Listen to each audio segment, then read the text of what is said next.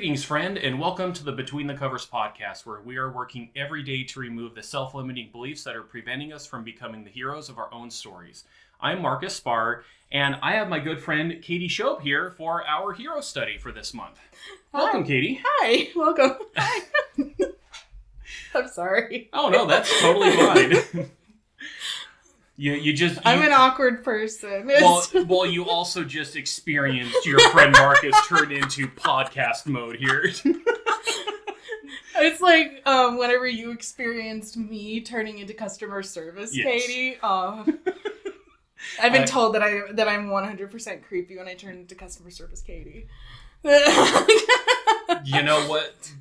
In my experience in customer service, there tends to be a very fine line between professional and creepy. So yeah, totally get that. It's customer, I always called it customer service Barbie. Yeah. Because it's like, hi, how can I help you today? Mm-hmm.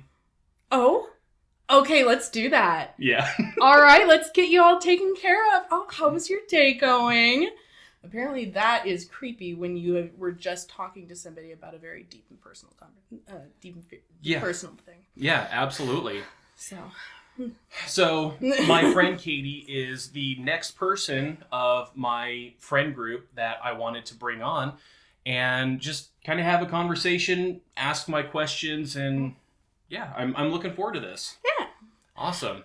So, to start us off here, the first thing that I want to ask is if you could just give us some brief snapshots of important moments in your life. Okay, yeah. There's a couple of things that I would say are important about me. One of the things being that I'm just going to give a list. Go however you want to do it. I am a introverted ADHD Christian D&D player who loves cooking and music and games. And that isn't all of me, but that's a good majority of me. That describes a lot of interactions I have with Katie. Absolutely. And it's like a mixture of all of those things. I do want to say that Ben, who was previously on your... That's my brother. He, I'm the one who gave him his handle, his online handle, Rage Bucket. Yeah. Did he ever tell you that story? Story? Yeah, he told me about this. But story. I don't think these people, I don't think our friend has heard about it, so go for it. So, many years back, my brother was Ben was starting a playthrough of Kingdom Hearts, the original one. The original Kingdom Hearts, it had just come out on remaster. He was getting ready to play it, and at the very beginning of Kingdom Hearts, you have to choose between 3 different paths, that's what your where your experience will go more into during the game. You can choose the defender, the mage, or the warrior. And Ben was just like, I don't know which one I'm going to do, because he was planning on doing it on hard mode. And so I was just like, Ben, you're going to choose warrior. And he's like, what about mage or defender? And he's like, Ben, no, you're a bucket of rage. You're going to choose that. You're a barbarian. You're going to choose you're a rage bucket. And he's like, I am a rage bucket. And then he just changed all his stuff to Rage Bucket because it was accurate at the time. He was doing a lot to improve himself, and I'm really proud of him for that. Yeah. He's honestly, I think that he should just go by Bucket now. Just Bucket? That would be hysterical. Hey, this is my friend Bucket. This is Bucket. He would have to change all his handles again. Yeah, he would. He would, but that would be so funny. No, but those are really the big things about me that just are what I am, an awkward human being. One of the things, we met playing D&D. Yeah. And Ben, Ben and you talked about your first character. Mm-hmm. Dirty Hand Dirk? Yeah. I made Dirty Hand Dirk! Yes. I made Dirty Hand... Oh, wait, did I ever tell you? When I was making Dirty Hand Dirk, they said, like, Ben said,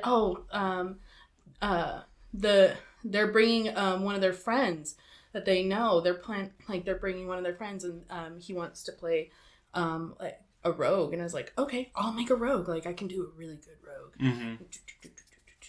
I was like, okay. And then Ben, what do I need to put in for the player name? He's like, Marcus. And I was like, wait, is this the Marcus I know from church? And he's like, I don't know. Do you think they would bring that Marcus? I was like, I mean, that Marcus is pretty cool. And so I was 100% expecting somebody else. Oh, gotcha.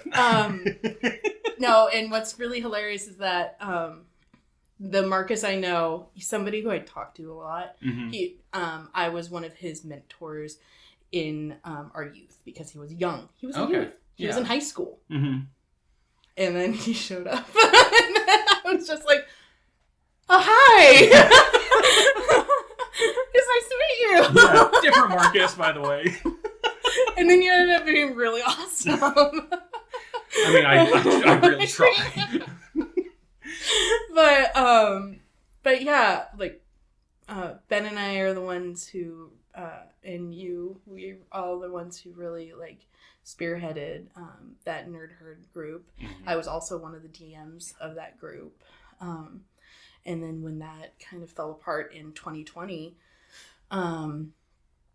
Ben asked me, hey, would you be willing to run Curse of Strahd?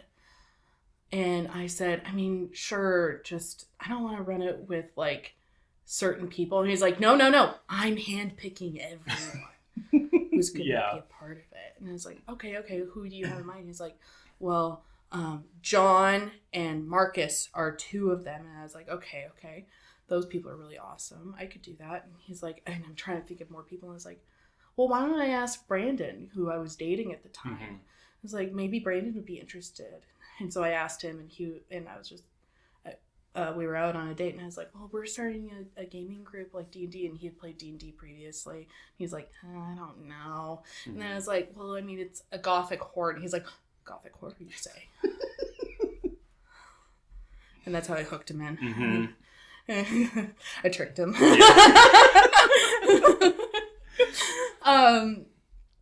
And then John invited his boyfriend at the time as well, and then we had a full group. And then after Curse of Strahd, Libby joined us, and that's how our group kind of just formed. Yeah. So I was the first DM of our group, mm-hmm. and just wanted to traumatize y'all so bad. That was my goal. I don't know if I did it. I don't know. Ravane in his religion roles, those were very traumatizing. You want to know what? Okay, for those of you, like, DMs, I like my alternative role thing that I figured out after the whole, like, problem that was going on with the whole religion check not working for a paladin. Religion shouldn't be intelligence-based, always. If somebody's praying, 100% that's charisma. It makes sense. It makes sense. Yeah. No, so I like the idea whenever I'm DMing is the whole, like, switching the skills. Like, you choose what your ability is going to go with that skill. Mm-hmm. And then it's bid me that. Bid me what you want. So it's like, oh, I want to use I want to lockpick this. Can I use sleight of hand with wisdom or intelligence rather than dexterity? Because it's like lockpicking is, you're using your brain more than you're using your hands. Is that? Mm-hmm. So that's but like bidding is skill. So like if we had it all the way through, I would have been like, hey, bid me a skill on how you're trying to pray. Are you trying to like use your intelligence? Ravane was not an intelligent character. What was that, your dump stat? I think so. Yeah, I think intelligence was my dump stat. I think you had a negative one. Yeah. No, and it's we've kind of done the same thing where Ben's current character likes to intimidate because he is a barbarian, but intimidation is a charisma stat. Mm-hmm. And he's like, I want to intimidate using my strength, and it's like, it makes sense. Yeah, well, let's go with it. And that's the thing, is that those skills shouldn't be 100% tied to those abilities. It should be able to be more nebulous. So I think that if somebody is trying to be successful and they are not at something that that they should be good at, you should be willing to just bend those rules to fit the play. Yeah. More than just being like, that's what's written in the book. Mm-hmm. Yeah. That's boring. Yeah. I'm sorry. What do they say in Pirates of the Caribbean? Like the pirate code is more like a set of guidelines instead of hard rules. It's more of a set of a guideline. Yeah. Exactly. No, that's really good. But yeah, that was how you and I met, was first through gaming. The D&D group. Mm-hmm. And now we occasionally work out together. And we, when I was working only part-time, we took our dogs to the dog park together. Oh, yeah. And now I'm Odin's auntie. Yes. I'm Auntie Katie. Yes. Mm-hmm. And when Odin saw Katie for the first time, he was so excited. He was like... Exactly. He's really gotten to know you guys, and yeah, he loves it when his aunts and his uncles come and visit, huh, bud? Yeah. He's like, yeah. He's also really tired because Uncle Ben came over with Otto last night, and he's still recovering from that. It was an exciting night, wasn't it, bud? Yeah. So he's actually a lot quieter than when Ben was here with Otto.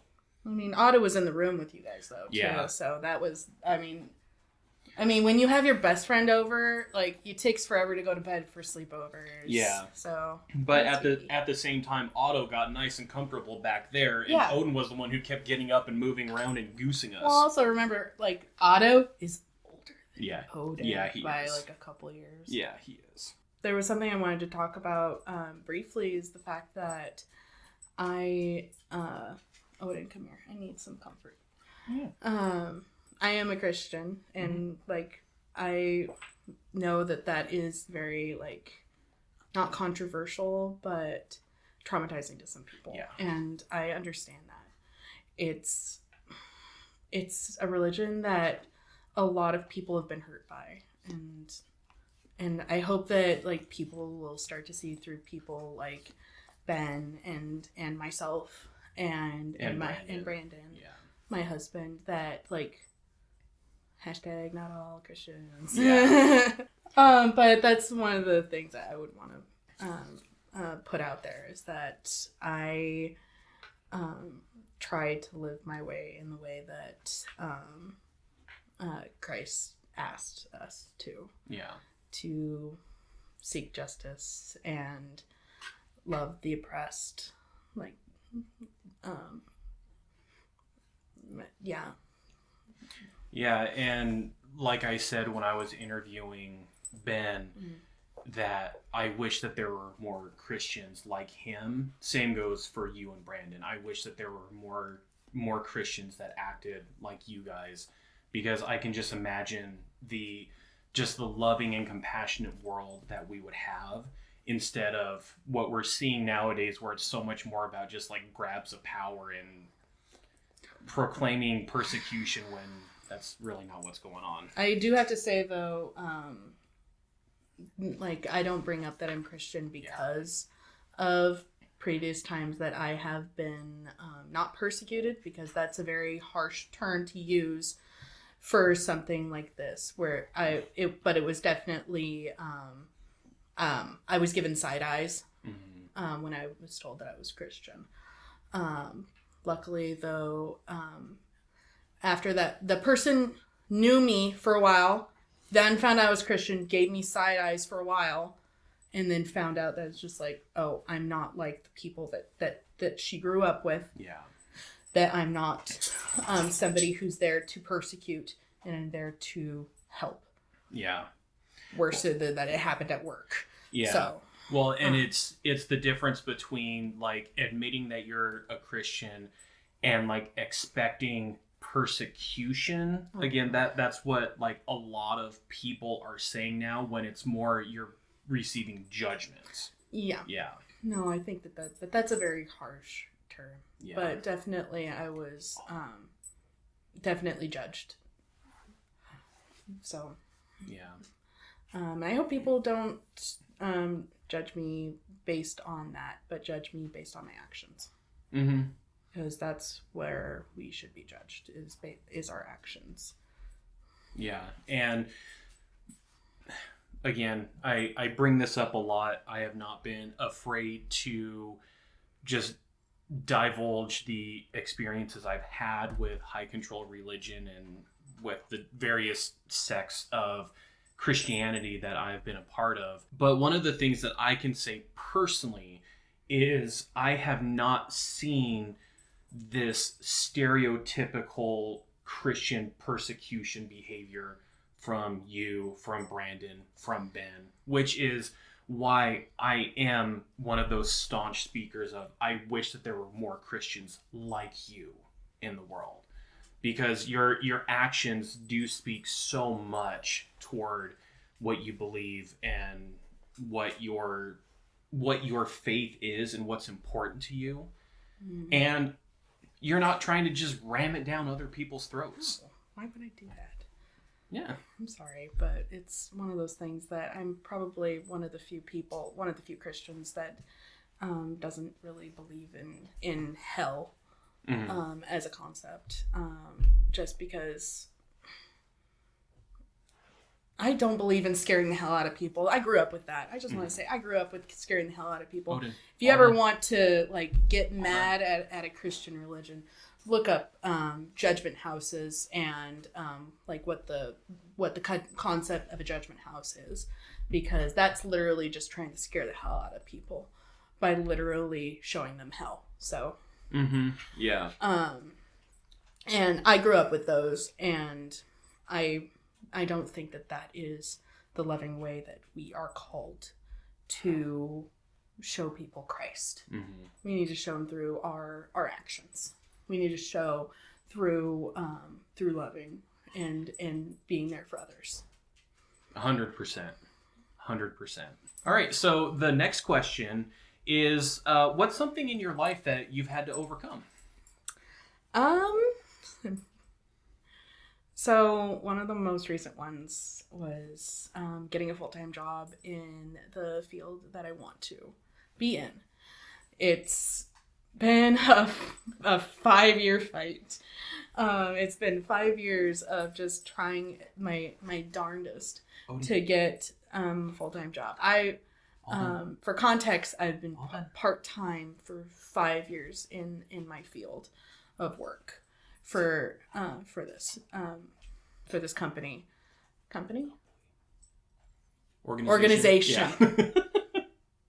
I work at a library. Yeah, and I remember having many conversations with you at the dog park about just the dynamics of this battle, or this almost war you had to overcome. Yeah, but I worked for years in essentially the customer facing role. I'm not a librarian, but if you wanted to imagine what I did for work, just imagine what a librarian does. That's what I did. The technical thing of the role is called a customer service specialist. Mm-hmm. And then I also did Homebound, which I'm still super passionate about, and I hope that it becomes a huge thing. Yeah. Where we would deliver books to people who couldn't come into the library for multiple reasons, whether it's medical or if they're too old and don't and can't get themselves there. Literally, it was a whole host of things. At one point, I had a mom who had just had a C-section, but had a kid who she was homeschooling. That one, I was so happy to help her out. Yeah. It was a temporary thing, but it was so wonderful to help her out. But then, honestly, I worked very hard and got a full-time role with benefits in no longer customer facing, which is really good because which is really good for introverts. What's really funny is I'm an introvert, but I love helping people so much. But then there's also the whole spoons analogy. Yeah, you love to help people. I gave up so many spoons every day. I don't know if you're gonna keep it in the whole like customer service voice this at the beginning that I did, but like that masking takes so much out of you. Yeah, it does. Like it takes so much out of you, and doing that for like a full 8 hours, so much. I've got one of the other things on my that I have overcome is burnout. Yeah, I was burnt out so bad from doing temporarily 3 months of full-time work, full-time on desk, which was not supposed to happen. Like I wasn't supposed to be on desk for the entirety of a day. It's actually supposed to be in policy that you're not supposed to be like customer facing for the whole entire day of your work. You're supposed to have off desk time that like of a certain percentage. Like you're not supposed to be on desk constantly. Yeah. And I was for 3 months. Yeah. And I remember that time. And at the end of it, I didn't get the full-time job, and I was broken. And it took a while for me to recover from that burnout. And in that recovering from a burnout, like it got worse at work. There was bullying, and there was a lot of saying that I wasn't doing enough anymore. And there was I didn't know if I wanted to bring this up, but I think it's important for people to hear this. There was a PIP. I was on a PIP for a while. And if you're not familiar with the PIP, it's a performance improvement plan. Yep. And it was held over me for a while. Yeah. And in that time, I learned to say no to things whenever I was asked to do extra at work. And I wasn't able to do it. I would say no, but because that was important to me, being able to do better. And in that time, I got a new manager who he saw that I was doing better, and he helped me. Oh, I remember it was a godsend for you when you got this new manager. Yes. And he understood spoons, he understood mental health. He has ADHD. Like I've talked to him still. He's no longer my manager. I talk to him still a lot. In fact, I gave him one of these, and he's like, I don't know how I'm on the phone anymore without this fidget toys. Like, I don't know how I did it before. Yeah. And I was just like, yeah, you got to fidget. Yeah, absolutely. Like I've caught myself fidgeting a lot when I'm like recording or even like working with clients. I find myself, if I'm in my computer chair, I often rock back and forth. And it's like I have to consciously make efforts not to, but then it's like, do this, or I'm sliding side to side. And it's just like, sometimes you just have to fidget. You've got that energy that needs to get out. One of my coworkers at my new position, I have a swivel chair, and so I just do this in my swivel chair whenever someone's talking to me. And she's like, you move around a lot. And I was like, and then I stopped moving around, and she's like, do you need to like do something? And it's like, oh no, I'm trying to focus, and I just need some movement of my body in order to focus. That's it. That's all I need. Yeah. Anyway, but getting the new manager, honestly, he was able to help me, and I was able to grow more, and I was able to overcome that and then go through burnout recovery. Yeah. And in that, I told him, it's just like, I can't do this or this anymore without getting full-time work because I don't want to be strung along. Yeah. And he was just like, I respect that. And then I was constantly not getting the positions that were up. And I'm just like, okay. A new position at another branch came up where I would essentially be no longer customer facing, but it would be full-time work, still helping people in the library. That was one of the big things. That I'm still doing important work. I am. I'm the first line of defense against bad books. Yeah. And by bad, I don't mean like controversial. I mean like broken. Like spines in half. Yeah. Or printing upside down. That one happens a lot. It does. I wasn't aware of that. What's really hilarious is that if it's a paperback, we have to send it back. There's nothing we can do. That's just broken. If it has like a jacket, we just turn the jacket around. Oh. Because the text block is all that matters in that response. True. That's true. It doesn't matter. But great. I got this new job. I've now been there 6 months. And one thing that Brandon said is like, I'm really glad that you got this new position because you're coming back from work not empty. And I'm just like, it's because my job no longer requires all of my spoons. Yeah. And that was probably one of the biggest things that in my recent times that I have overcome was learning that my job should not be the thing that I make my life around. Yeah. That should be what encourages me to be a productive person. Yeah. And it I'm working to live, not living to work. Yeah.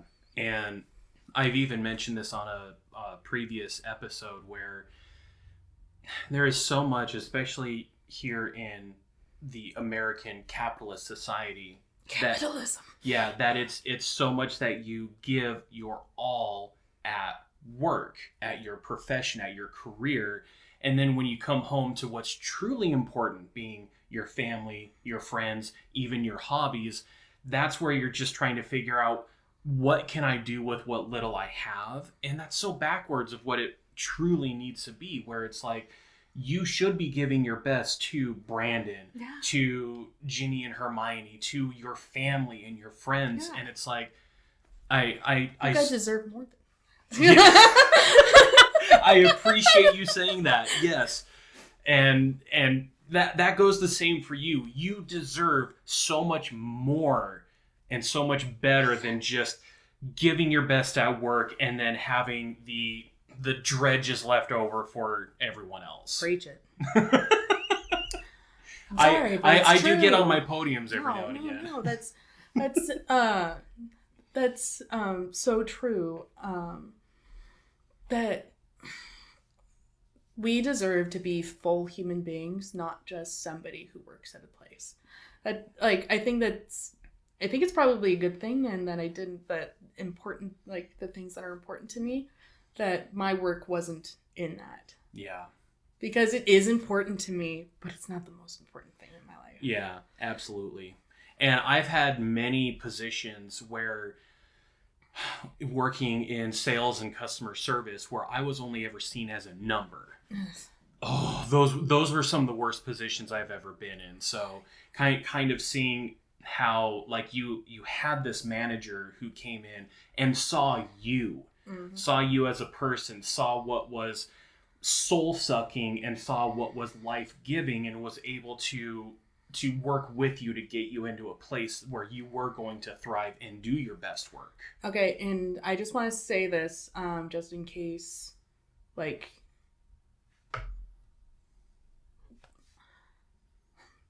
the manager before that, he was not a bad guy. He wasn't. Mm-hmm. He was very much doing the best he could, because the branch that I work at is one of the more difficult ones because it is large. And like very much full of people, and it's a constant go go go go go,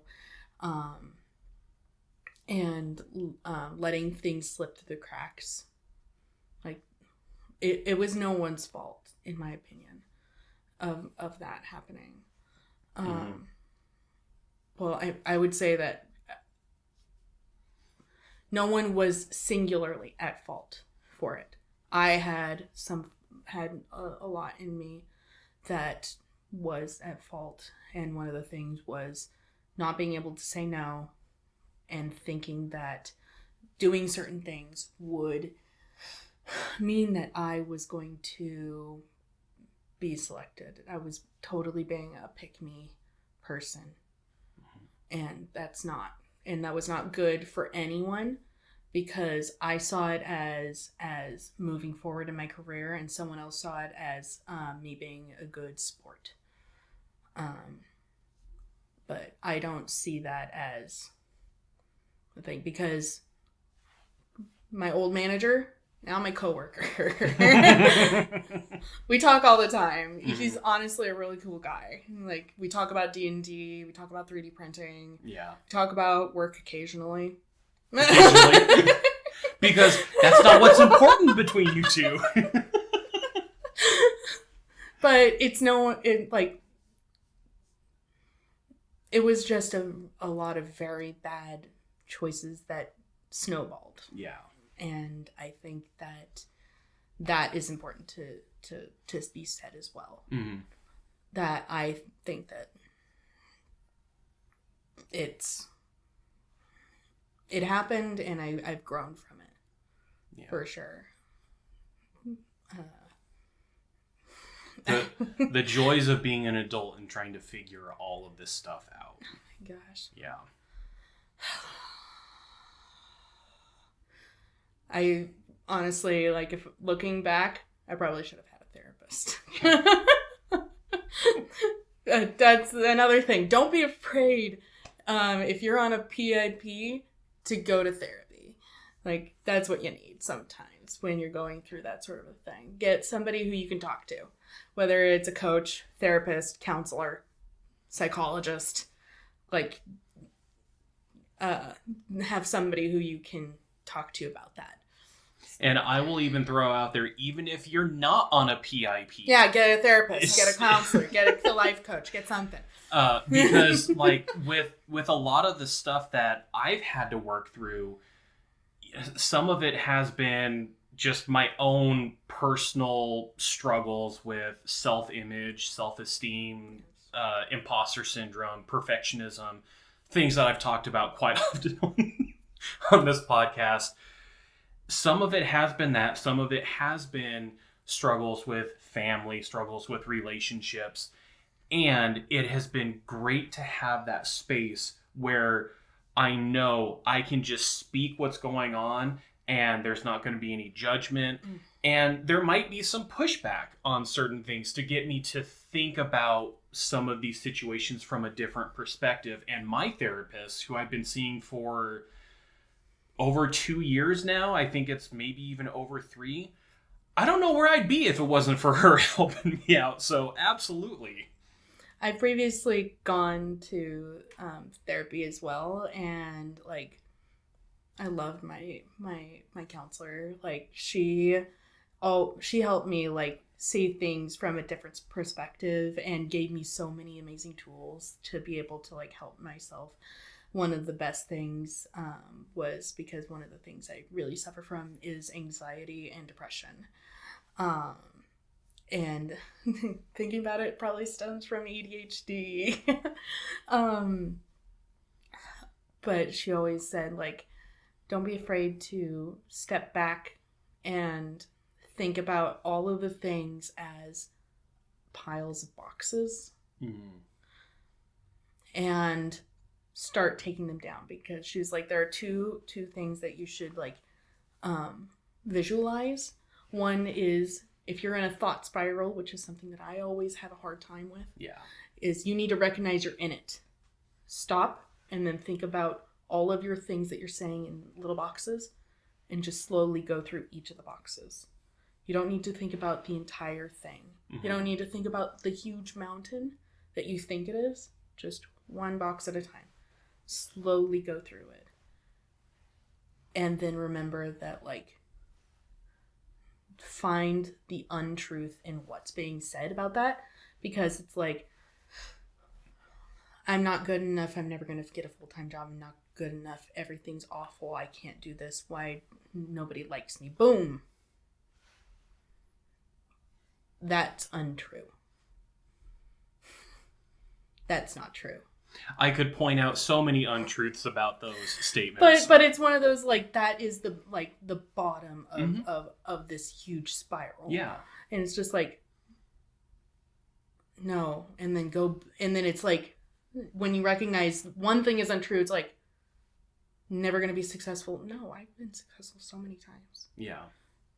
No, I will get a full-time job. And being able to just unpack each of those things, like, that has always helped me personally. But yeah, even if you're not on a PIP, but especially if you are, if you think you need therapy, get therapy. If someone says you might need therapy, get therapy. If you think you're a fine human being, maybe try like 3 sessions of therapy and see how you feel. Yeah. And if you can afford it. Yeah. And that's a big thing. And I do want to reiterate this because I've mentioned this previously, but it's worth repeating, is it usually takes about 4 sessions for you to find out if you and a therapist are going to work well together. And if you're not going to work well together, there is no harm and no shame in being like, you know what, I don't think this is going to work, and then try and find someone else. But find that person who's going to create that space for you. My therapist has just been so lovely. She's such a wonderful person and just allows for me to speak everything that's going on. And there have been some times where I'm like, every single time I go in and see her, I've got so much that I'm talking about. I feel like I need to move to more frequent than every other week. But again, it's a matter of what you can afford and your time. Yeah, for me, like, I would go into therapy and she'd be like, hey, how's it going? And I'm like, everything's great. And she'd be like, oh? And I'm like, yeah. And she's like, you know, you could have canceled. And I was like, yeah. She's like, not everything's great, is it? And it's like, no.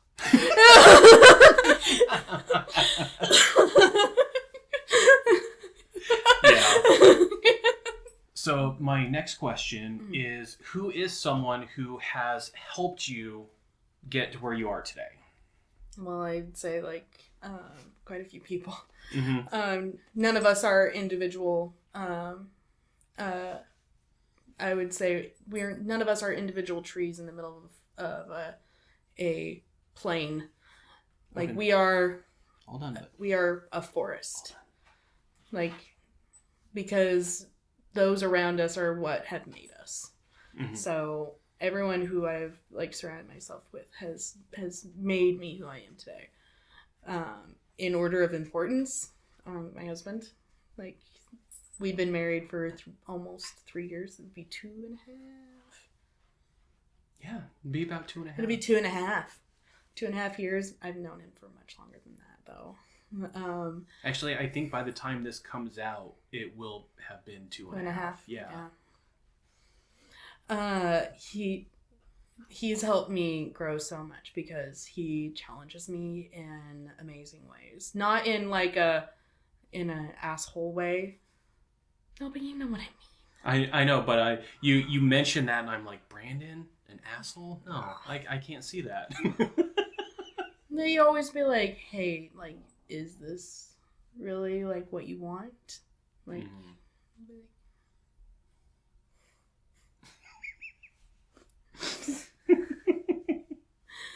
because when that other position like opened up, I was like not going to apply, and he's like, why not try it?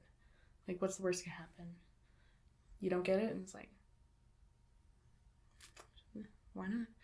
And then my manager heard I was my old manager heard I was applying to it, and so he put in a good word for me because he thought that it would be good for me. And then it ended up being really great. Yeah. But he's always encouraging me. He's always making me try to think of things in different ways. And I think that is really amazing. Mm-hmm. In my opinion, there are two types of couples that are amazing together. There are the couples that sharpen their steel with each other, where they are debating, but in a loving way, mm-hmm. always trying to make each other better. And then there's the couple that put on armor together, preparing themselves. And I always think of us as the putting on armor kind of thing. Yeah.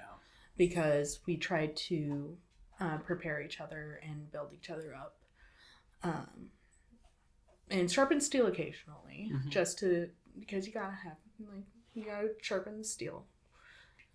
But those are the two, and I just want to say all dichotomies are false dichotomies.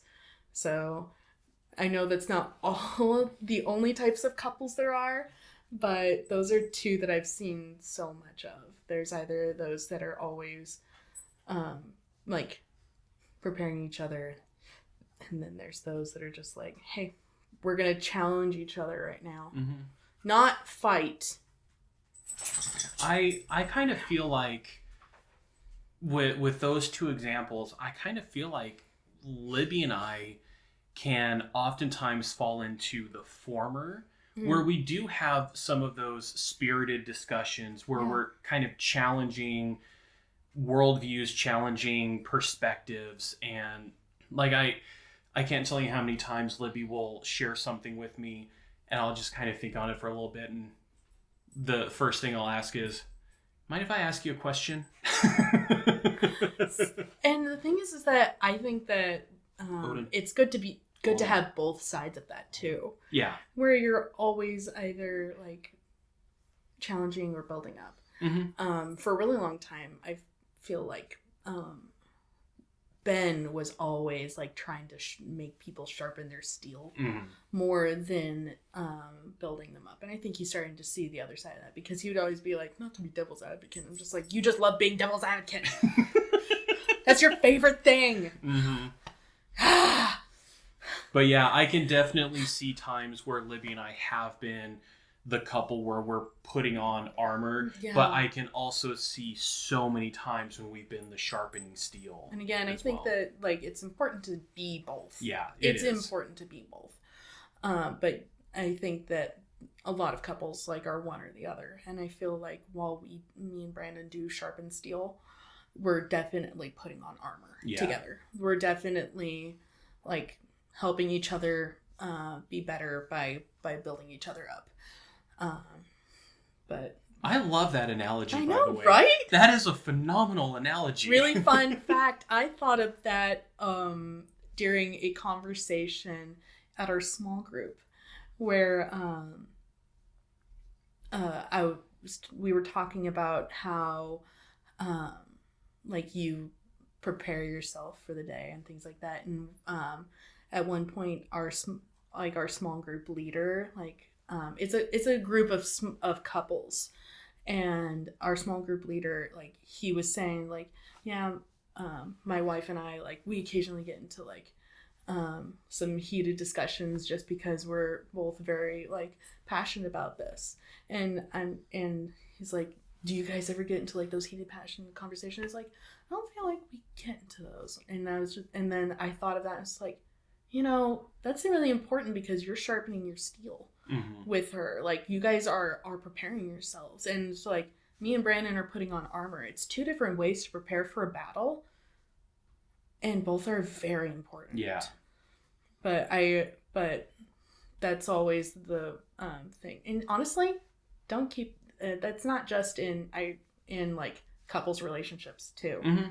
Because I just talked about how my brother, he sharpens steel with our friend group, but he started to back off of the sharpening, mm-hmm. steel a little bit more, and gone into putting on armor sort of a thing.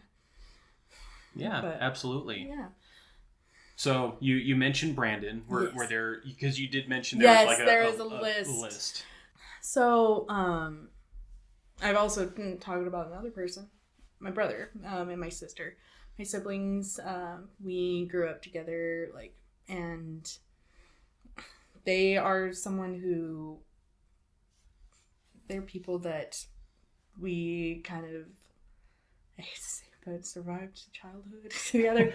My parents are great. I love my parents so much. They're on the list of people who have made me who I am today. They are.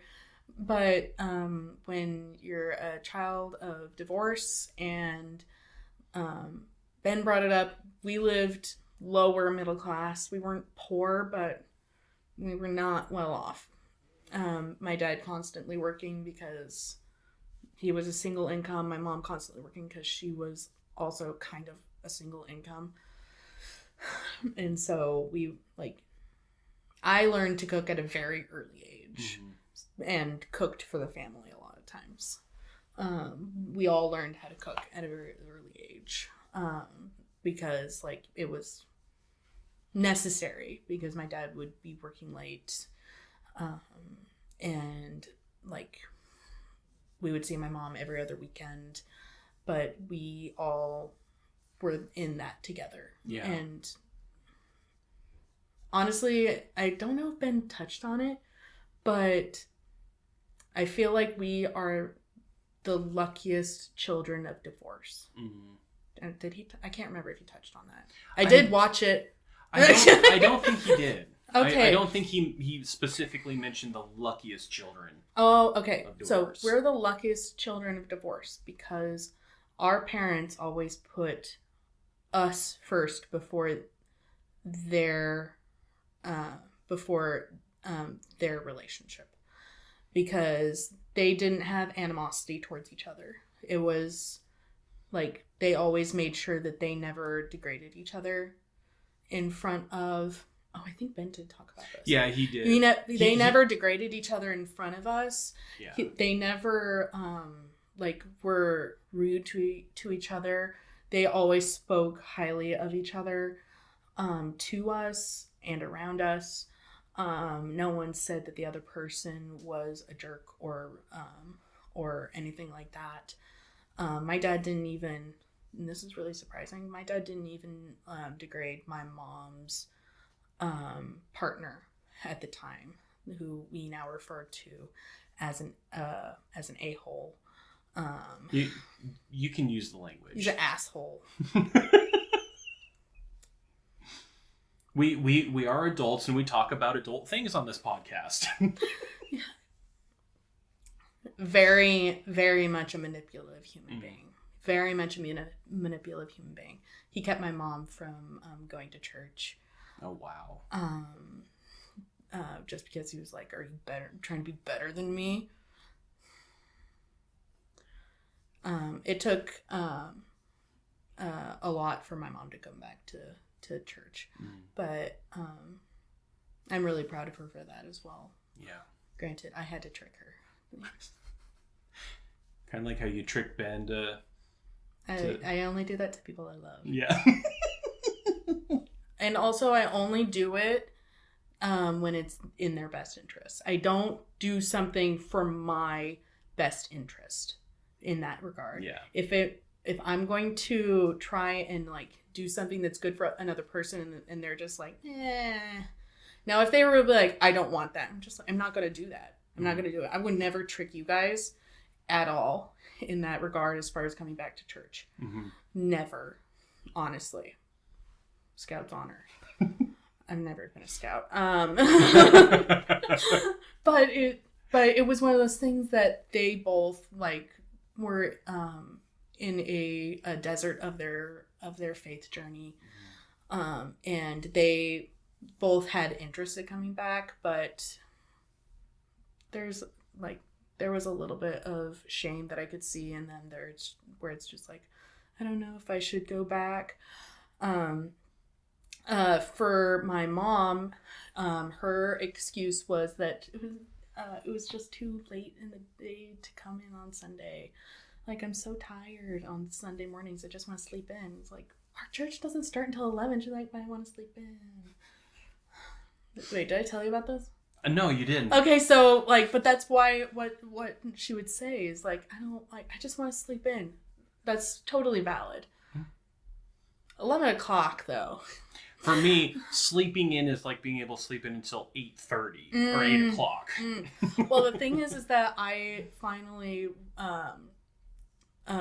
just like, was like, hey, Mom, tomorrow morning you want to go to breakfast with me? And she's like, yeah, that sounds great.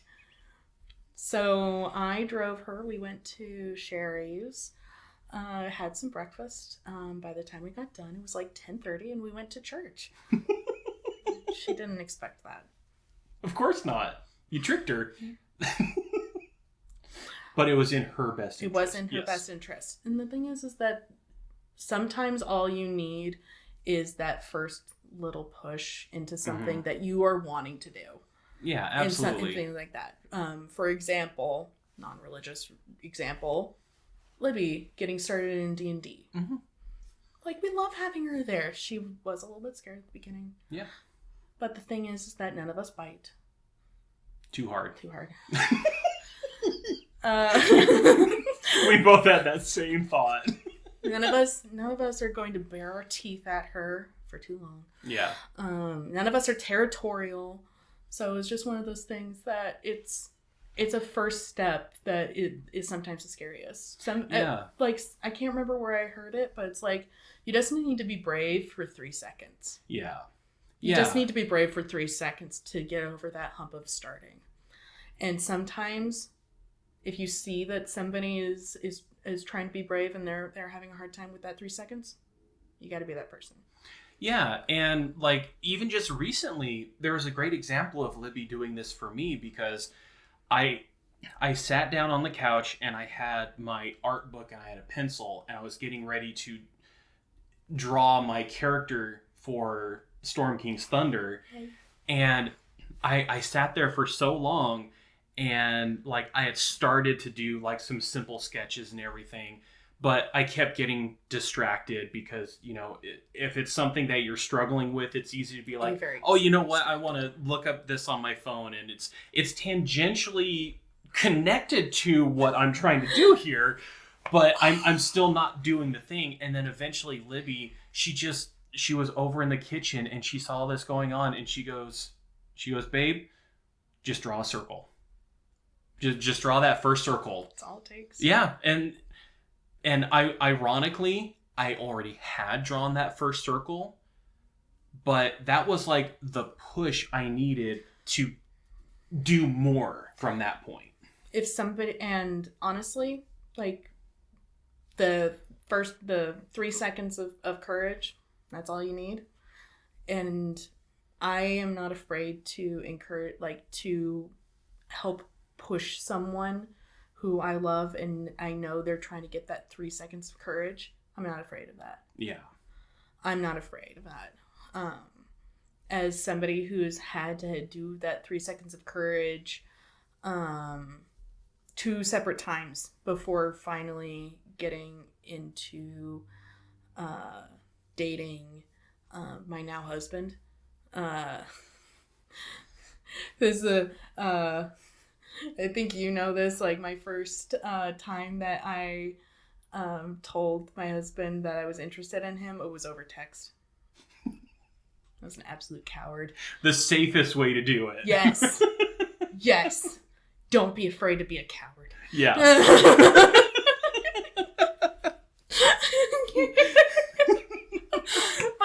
But then it was like 10 minutes before he responded. I bet the 10 minutes was agonizing. That was the worst 10 minutes. And then he was like, and then he texted back and was like, I've also been having feelings for you. And I'm just like, oh my God. and I said that it had happened twice because because that was over text. And then later on we had a in-person like talk. The first thing he said to me was, did you mean to send that text to me? Wow. Because he was scared too. Yeah. And you just saying that, I'm like, that was Brandon's 3 seconds of bravery right there. He was kind of trying to give me an out, and I'm just like, no, I meant to send that to you. Mm-hmm. And he's just like, okay. And that was my second 3 seconds of bravery. Yeah. But sometimes you just have to have that. You just need those just 3 seconds. You just need that little push. You just need to be able to just get on that stage. You need to draw a circle. Sometimes you just need to get into the room. You need to put in that application. Mm-hmm. Put in the application. If you're interested in a job, put in the application. That's the least scary thing. Because getting used to like rejection like that, it's healthy. Because that's one thing I have a really hard time with. I have rejection sensitivity for sure. Mm-hmm. So, yeah, but do the hard thing. Yeah. Get those 3 seconds. Do it. Mm-hmm. But then tricking Ben into coming to church. That one was fun. Yeah. He loves to twist that story too. What? Because he says I didn't give him ice cream. Yeah. Mm-hmm. Did he tell the story along? No. Okay, so no, he didn't. So he was also interested in going back to church, and I was like, come with me to my small group. We're like, I'm in a young adults group, and he's like, oh, maybe next time. Oh, maybe next time. Oh, maybe next time. Ben, you want to go get ice cream with me? Sure. Okay. Get him in the car. Okay, we're going to drive to church, and then we'll get ice cream after. And Ben loves to tell that story. He never got the ice cream at the end. He got ice cream at the end. So rude. He's a liar. Would we expect anything less from Ben? No. But sometimes I want people to be successful. I want people to be able to have their successes. Yeah. And if I see that they're having that hard time, I'm not afraid to just give them that 3 seconds of courage and help them with that. No, that's awesome. But the other people who have helped me today is my friends. My friends have definitely helped me grow as a person. Mm-hmm. And I think that all of us have grown so much in the last few years. It's going to be 5 years. I know. That we've gamed together. Oh, wow. It's so long. It has been so long. Man, and I want to see if we can do if we're going into the next campaign at that point, I want to see if we can do a one shot or something on our 5th anniversary, because it would be so fun. Yeah, it would be so fun. Yeah.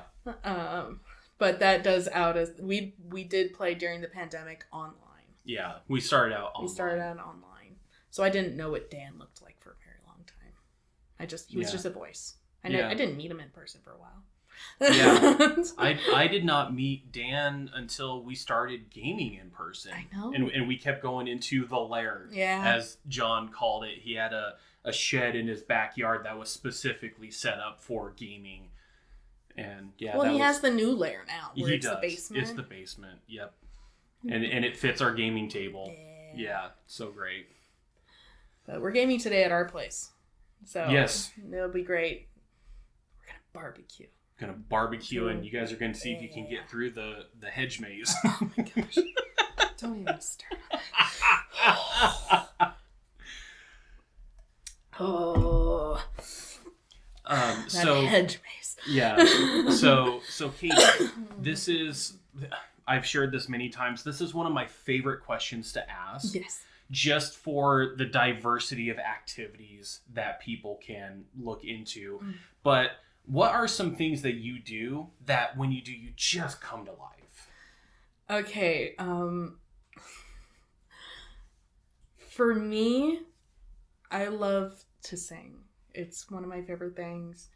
I'm on my church's worship team, and I lead songs a lot more now. But that brings me to life for sure. I also love musicals, so in my car, I'm always like belting. If I'm alone, I won't do this with another person in the car because otherwise it's embarrassing. I do the same thing. I sing along to music if I'm alone in the car or if I'm in the shower and no one can yes, in the shower singing. Yes, because it has such great acoustics. Yeah. Tile has such great acoustics. But that really brings me to life. It's something that music has always been a huge part of my life, because like there's an entire room in our house where it's just the music room. Yeah. It's got so many guitars. It's got a piano, a computer dedicated for just recording. We're planning on I don't know if Brandon told you this. We're planning on turning that closet in it into a recording booth. Oh no, he didn't mention that. We want to do that. We're going to nice. put in like recording stuff so that we can take out all of the costumes. Currently, it's a costume closet. Take out all the costumes and stuff and turn it into like a nice soundproofed recording booth. Nice. Just so then like we can record what we want, and maybe someday I could start a podcast. I doubt it though. But that's but music has been a big part of my life. Yeah. But then there's also D&D. It's not therapy, but it sure does act like group therapy occasionally. Yeah. But honestly, it's community. Yeah. Absolutely. I don't know if you talked about this, but we are humans. We are creatures that require community. We as humans are social beings. We are social beings. Even if you're an introvert like myself, even though, and as an introvert, like I don't like huge amounts of people. That's really it. I still want to be around humans. I still want that community, and D&D isn't therapy, but it is that piece of community that we honestly have lost a lot of. Yeah. We need that village. Yeah. You guys are my village. You're at least part of it. You're part of my village. And that's the same with you. You guys are part of our village too. And this is something that, since you brought this up, I do think it's very important to mention here, is there are benefits that come from things like social media, but it cannot replace good in-person conversation and interactions with people. Yes. It was great during the pandemic for us to play Curse of Strahd online. Oh, but it was so much better when we were in person. Then you could see all the faces that I made. We were able to like have that new, like, just being in the presence of another person is a completely different thing. And you guys, and they were able to see just my head, my shoulders just fall when I failed 2 religion rolls in a row. I'm still remembering the one shot that we did before starting the Tyranny, where Ben had us in Candlekeep, and your character traumatized mine by starting to take stacks of books off of the shelf and just put them in just on the ground. And the thing is that we all were in person except for you and Libby. So you guys were on the phone, and then while you're talking about like my character's just gonna take the books off of the shelf and just like put them in stacks on the ground, and I'm just like, I missed that. I didn't know I was traumatizing my friend through that. And Ben just like, hey Marcus, just so you know, you're traumatizing Katie right now. Like by doing this. It's like, Marcus, why are you doing this? Because my character is an asshole. So what's hilarious is that your character traumatized me first. Yeah.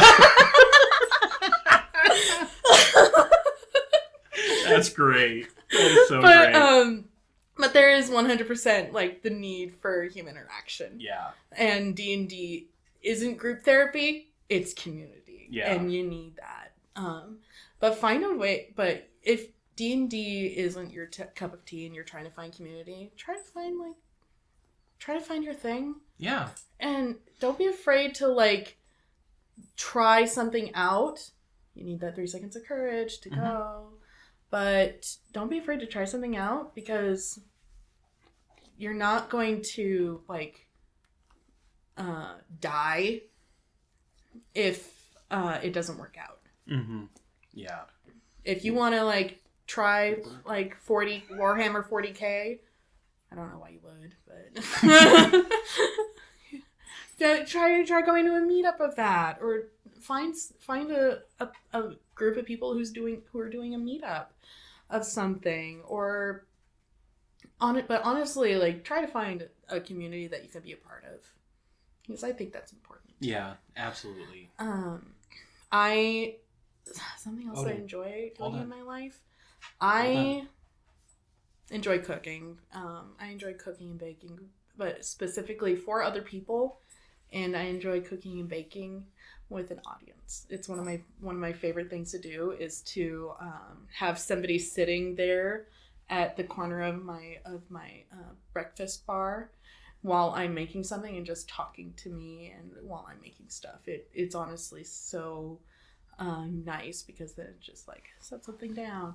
Whenever my sister visits with her 2 littles, her oldest little, Piper, she is now 4. She wakes up before my sister and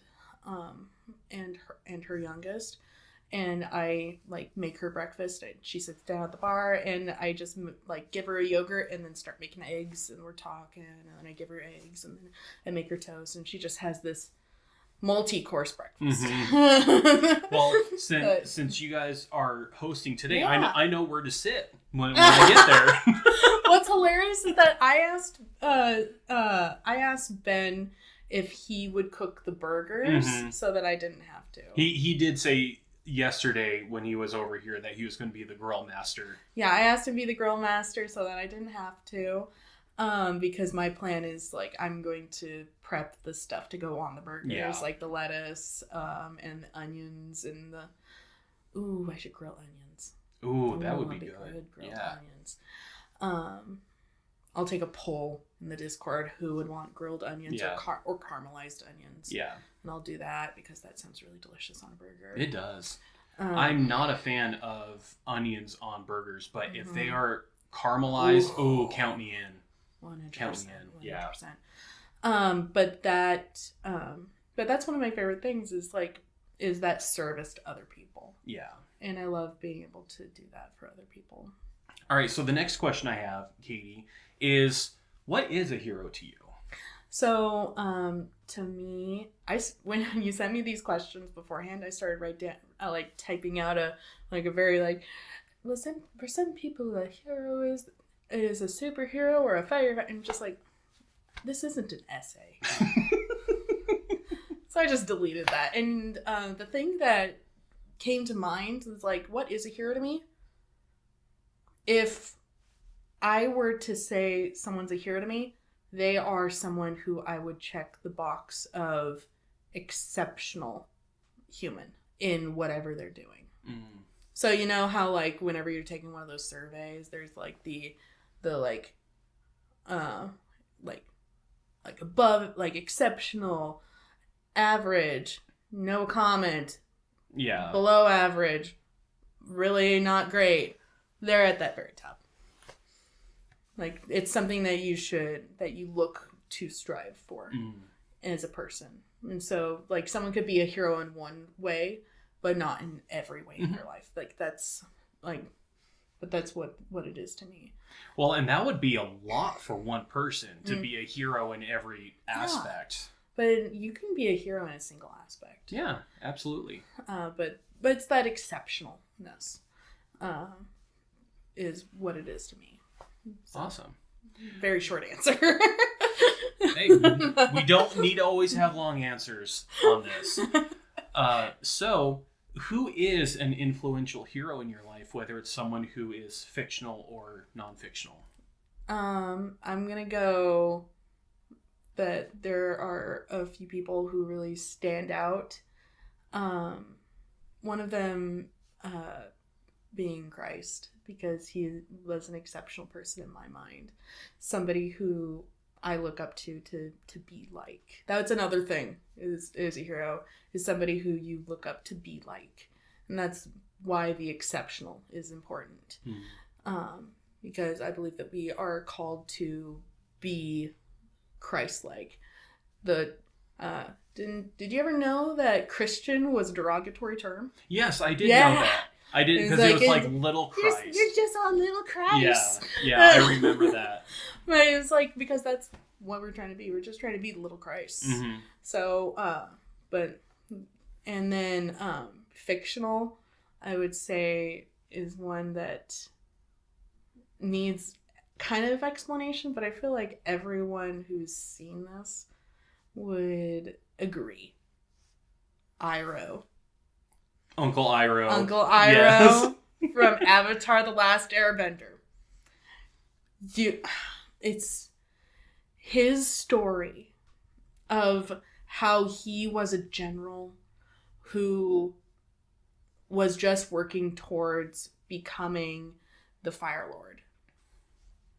Someone who he wanted the very best for his nation.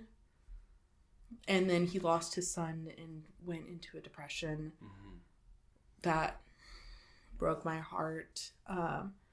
Did you watch the live action version? The not the one that we don't talk about. No, I actually haven't seen the live action. Wait, you one haven't seen not you yet. haven't seen the miniseries? No, because we. Do you mind if I talk about it? No, go for it. Okay, there's a point in it where there's a flashback to when Iroh is back in the Fire Nation and is essentially having the memorial for his son. Oh, wow. And Iroh is trying to be stoic. He's trying to sit there, and he's getting this procession of people who are giving him well wishes. And then, I'm sorry. No, it's totally but fine. Zuko comes up, and it's before Zuko gets the scar and everything, and he's just like, I'm so sorry, Uncle. I'm so sorry. And then Zuko sits down with him to take in the procession of people as well. But that is such a wonderful scene that they put in the new run. And honestly, those are the sorts of things that I wanted to see in that new version. And I know I'm getting off on a tangent about that, but Iroh's story arc of going from general grieving father to wanting the best for his nation and knowing that means being with his nephew and making sure his nephew, who would be the next Fire Lord, learns the best lessons possible. Mm-hmm. And then also eventually going against his nation because it's what's best for the world. Yeah. And it is what's best for his nation in the long run, is keeping that balance. Yeah. And I think that he did the hard things and he grew so much. Mm-hmm. He went from a general to a grieving father to a wonderful uncle who just wanted the best for his nephew. Well, and he was also technically an outcast for being with Zuko. Mm-hmm. Yeah. And even when Zuko was outcast and Iroh's being welcomed back. No. Mm-hmm. And then when Zuko was let back in, and Iroh's just like, this isn't right. Yeah. This isn't right. And he walks away because he knows it's what's best. Yeah. No, I remember when Libby and I finally started watching the animated show. Mm-hmm. At one point, our friend John, I don't think we were in person. I think we were just playing a game online. And John just goes, okay, so I have 2 questions for you. Mm-hmm. In Avatar, who is your favorite character and why is it Uncle Iroh? And he hit the nail on the head, because Iroh was and still is my favorite character. Yes, Iroh is so much. As a kid, it was Katara. As a kid, it was Katara. Yeah. I love Katara. As an adult, watching it back, Iroh, such a wonderful brother. Yeah. But he is definitely like one of those, like, you need to be calm and meet people where they are, and you need to not judge. And I think that that's a wonderful thing about him. Yeah, with Iroh, you could see someone who had the scars of the life that he lived, and he's just trying to pass on his knowledge so that people didn't make the same mistakes he did. But Iroh, such a wonderful, wonderful hero. But honestly, all the people in my life that are here, everyone who goes each day through life, you're a hero. You're a hero. You're a hero. Absolutely. But that's honestly, those are the people that really just stand out as those above exception sort of things. Yeah. And my final question, and I mentioned this when I was interviewing Ben, it's not one that I want to have up here for you guys to prepare for. Rude. Sometimes just the impromptu, unfiltered answer tends to be the best. And that is there anything that you just want to share with our friend that you weren't able to say? I think a lot of it, actually, I got to say. That's good. So many tangents. I love tangents so much.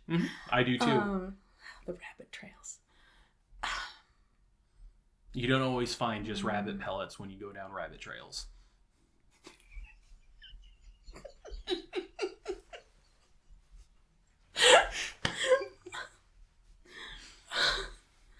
I think one of the big things I've already talked about, I just want to re-emphasize it.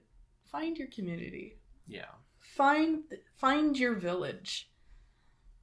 Because those are the people who are going to lift you up. Whether your village is a church, if it's not, maybe it's a D&D group. If it's not, maybe it's a group that just loves to run. You weirdos. But or maybe it's like a bike gang or something like that. Just find your community. Find your people who care about you and you want to care about, and who you care about. That's honestly, we already talked about it, but it's probably one of the most important things that I think. Also, 3 seconds of courage. Yeah. Just have your 3 seconds of courage. Absolutely. Well, Katie, thank you so much for joining me. I really valued your insight, and I loved having this time for us to be able to connect and just talk about wherever this conversation went. Yeah, lots of rabbit trails and finally getting through the questions. And you know what? That's why I always block out the amount of time that I do, because and this is something that to me is kind of important. So I'll want to end on this here. I have had so many clients in the past that when we're having these conversations, I will pose a question and then inevitably they start going on a tangent, and they can stay on it for a while, and then they'll look at me and they're like, I'm sorry, that was totally off topic. And I'm like, yes, it was, but you have no clue the amount of treasure we found on that tangent. Because for me, these things are coming up for a reason. And so I've got 6 questions here, 7 if you count the one that I don't give you guys. Yeah. And the trick question. And the thing about it is, wherever these questions go, that's where I want to follow. And there's always nuggets to glean from the tangents. So thank you for taking me down all of these tangents. Lots of fun tangents. You learned a lot about some of my philosophies, such as the the armor and steel. Yeah. Like, put on armor or sharpen your steel. Absolutely. And to kind of intertwine that with something else that you were saying, it's really hard to put on armor and sharpen your steel if you don't have that community. Yes. In fact, one of the things that we often forget historically is warriors, whether we're talking like knights or samurai or, you know, some of these others, when they were putting on armor, they had someone helping them. I mean, the buckles were like in areas that you could not reach. Yeah. So you had to have somebody helping you. Absolutely. So I so appreciate you giving me this time. And I appreciate you. Honestly, like I've been watching your videos. Like, they're in my queue of podcasts to listen to. Some of them are kind of heavy, so it's like I have to listen to some funny podcasts in between. Oh yeah, absolutely. So it's one of those things that just like I'm like gleaning so much information, and whenever I have a thought, I always try to put it in your comments. Mm-hmm. By the way, my handle is ZQ Echo. If you made it to the end, you deserve it. Yeah. Awesome. Yeah. So, you know, I just can't say it enough, but thank you so much for being here. And I hope that you were able to glean just the immense amount of treasure that I was able to from this conversation, from a very wonderful and beautiful individual that I'm so honored to have you in my life. It's, I cannot imagine my life without you and the rest of the fellowship in it from now on. You make me cry. Well, we have that whole plan to like retire and go into the same retirement home together. Yeah, go in the same yeah. So just a little glimpse behind the screen. I am the oldest in our D&D group, so it's kind of my responsibility to find the retirement home that everyone else can come into, so we can continue having our Dungeons and Dragons and gaming sessions. Which is kind of odd, because originally I was going to retire at the same place as my two brothers, and we were going to be the three crazy men that would like race down the halls on wheelchairs. But now I don't want to do that. I want to continue playing TTRPGs. So thank you so much for listening, and looking forward to the next interview, which is going to be with our mutual friend John. Nice. And then after that is going to be your husband Brandon. Oh yeah. So we're working through getting all my friends on here, and yeah, looking forward to the next one. And until next time, live strong for today. Bye.